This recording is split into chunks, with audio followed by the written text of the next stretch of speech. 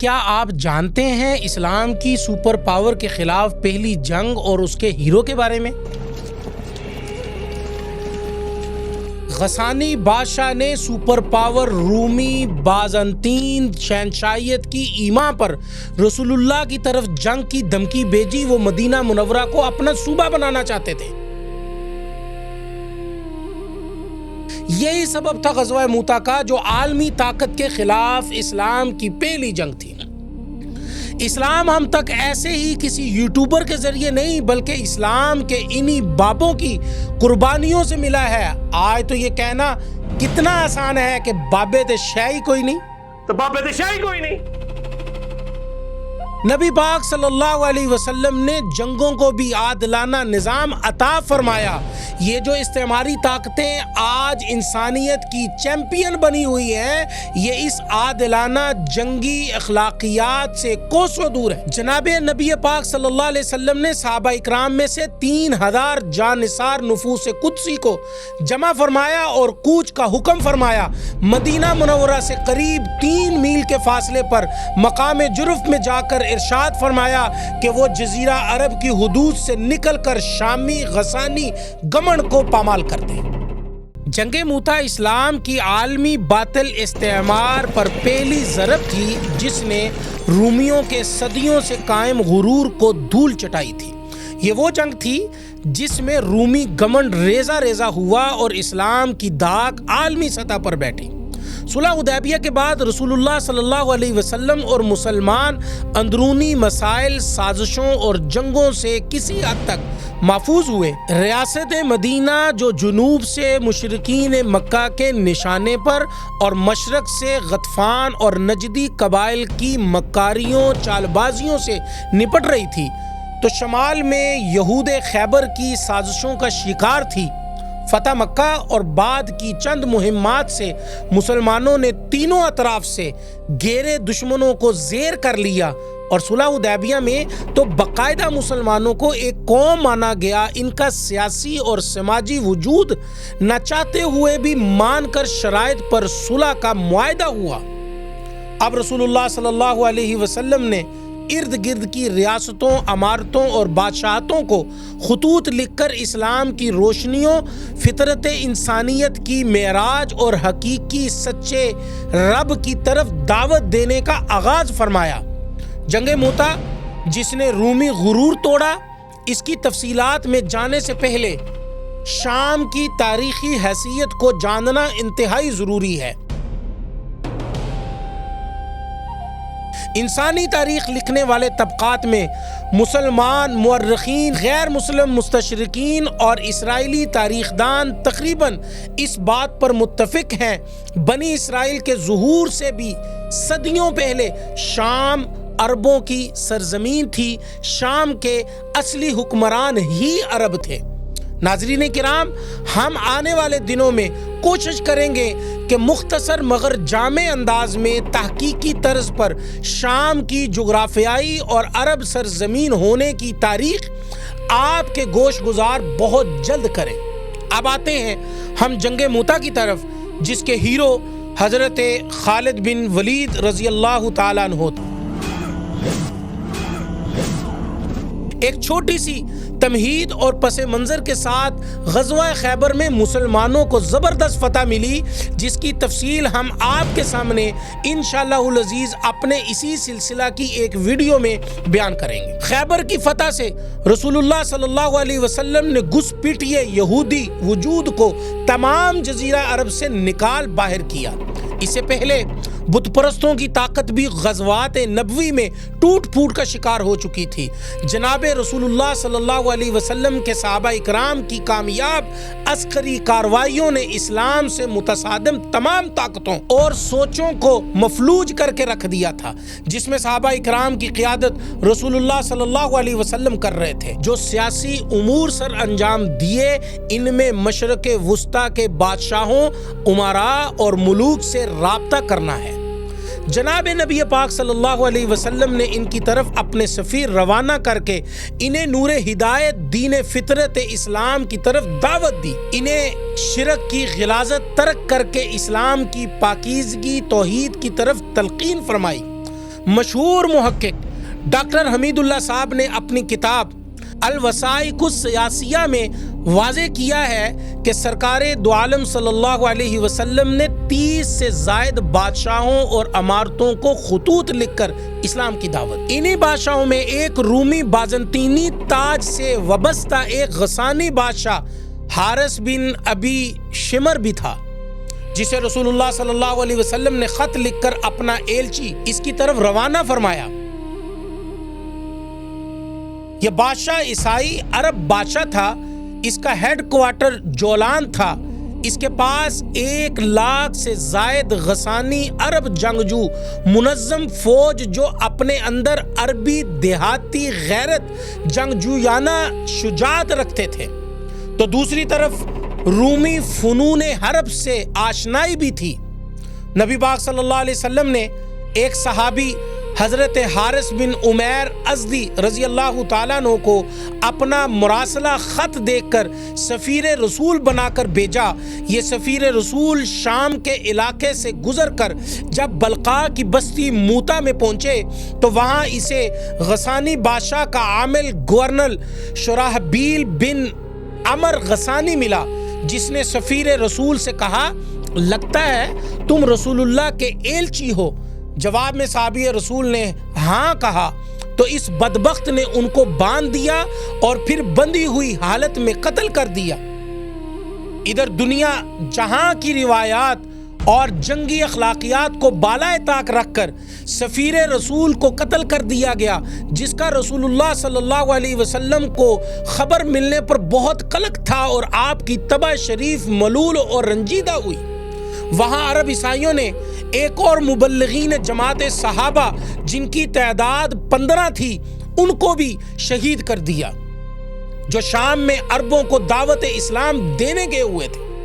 آگے بڑھنے سے پہلے ناظرین ذرا غور فرمائیے کہ یہ اسلام ہم تک ایسے ہی کسی یوٹیوبر کے ذریعے نہیں بلکہ اسلام کے انہی بابوں کی قربانیوں سے ملا ہے. آج تو یہ کہنا کتنا آسان ہے کہ بابے تو شاہی کوئی نہیں، تو بابے تو شاہی کوئی نہیں. اس غسانی بادشاہ نے رومی بازنطین شہنشاہیت کی ایما پر رسول اللہ صلی اللہ علیہ وسلم کی طرف جنگ کی دھمکی بھیجی. اس کے پیچھے رومی سلطنت کی جزیرہ عرب پر قبضہ کرنے کی خواہش بھی کار فرما تھی. یہی سبب تھا جنگ موتا کا. اس معاملے میں کسی بھی تاخیر کی وجہ سے بڑے نقصان کا ہونا یقینی تھا، کیونکہ رومی سلطنت جو ان دنوں ایرانی شہنشاہیت کو شکست دینے کے اور فتح کے نشے میں بدمست ہاتھی بنے ہوئے تھے اور مدینہ منورہ کو اپنا صوبہ بنانا چاہتے تھے.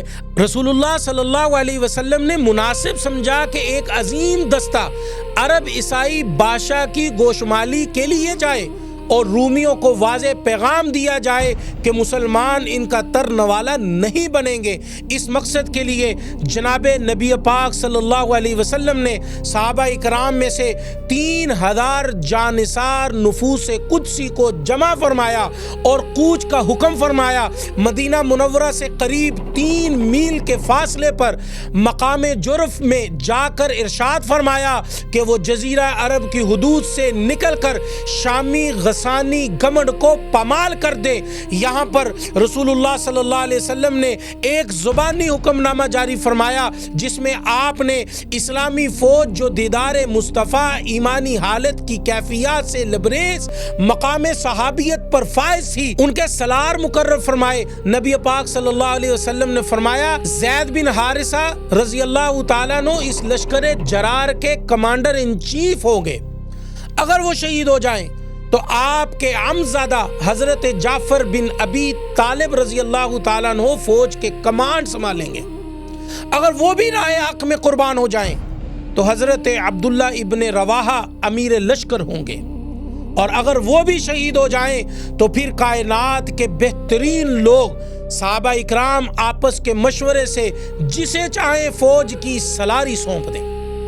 جمعرات کو مقام جرف میں 3000 پر مشتمل خدائی انعام یافتہ سپاہیوں پر مشتمل قافلہ پہنچا تھا اور جمعہ کی صبح یہاں سے کوچ کرنا تھا.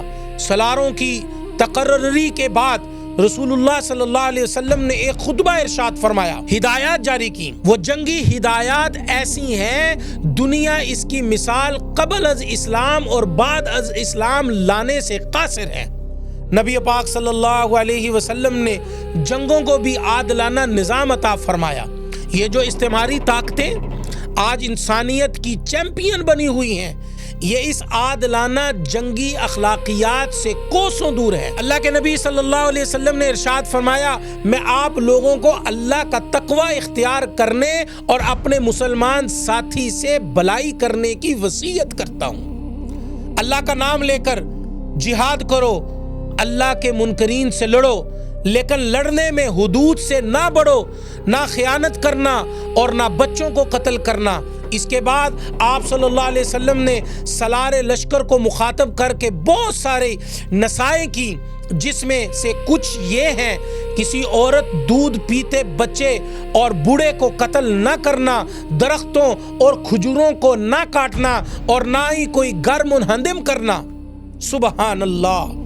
آج کی ترقی یافتہ قومیں یورپی اور امریکی جو انسانی معراج کے دعوے دار ہیں، جو کہتی ہیں کہ انسان نے اپنی شرافت کی انتہا پا لی ہے، ان کی جنگوں کا مشاہدہ کریں تو تباہی ہی تباہی ہے، ہلاکتیں ہی ہلاکتیں ملیں گی۔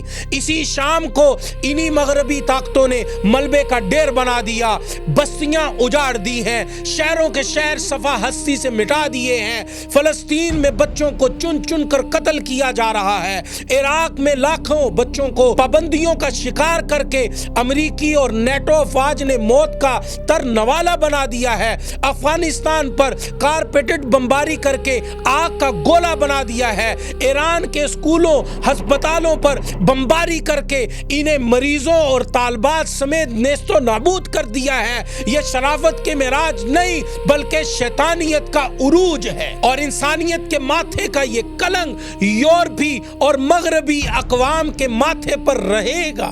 حضرت عبداللہ ابن رواحہ رضی اللہ تعالیٰ عنہ نے سوچا کہ رسول اللہ صلی اللہ علیہ وسلم نے ہمیں شہادت کی پیشن گوئی تو فرما دی ہے، اور یہ زبان نبوت ہے، اس کا کہا خدا کر کے دکھاتا ہے، ایسا تو ہو کر رہے گا۔